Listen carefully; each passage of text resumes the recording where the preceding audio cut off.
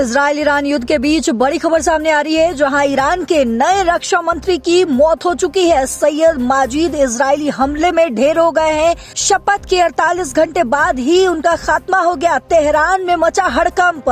तो ये बड़ी जानकारी सामने आ रही है इजराइल ईरान युद्ध के बीच, जहां आपको बता दें कि मिडिल ईस्ट की जंग में ईरान को अब तक सबसे बड़ा रणनीतिक झटका लगा है। आयतुल्लाह खामेनी की मौत के शोक के बीच उनके द्वारा नियुक्त किए गए नए रक्षा मंत्री सैयद माजिद एन अल रजा भी इजरायली हवाई हमले में मारे गए हैं।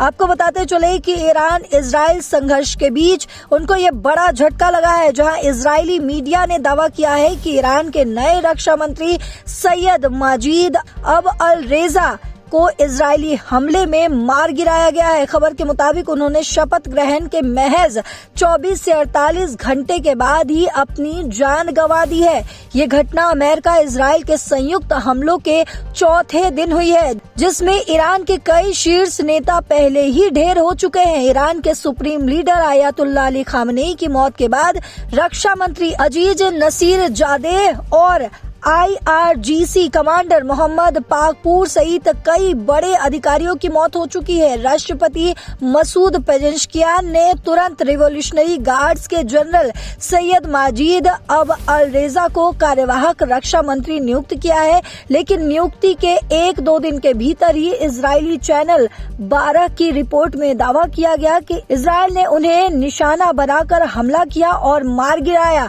हमला तेहरान में हुआ माना जा रहा है, जहां सुरक्षा व्यवस्था पहले से ही चरमराई हुई है। तो ये बड़ी जानकारी, जहां अमेरिका और इजराइल के संयुक्त हमलों में ईरान के परमाणु ठिकानों, missile sites, air defence system और सैन्य कमांड सेंटर को निशाना बनाया गया। ईरान रेड क्रिसेंट सोसाइटी के अनुसार अब तक 787 से ज्यादा लोग मारे जा चुके हैं, जिनमें 176 बच्चे भी शामिल हैं। इजराइल का कहना है कि हमले ईरान की मिसाइल क्षमता और परमाणु कार्यक्रम को पूरी तरह खत्म करने तक जारी रहेंगे। इजरायली रक्षा मंत्री इजराइल क्वार्ज ने स्पष्ट किया है कि ईरान पर भारी बमबारी जारी है।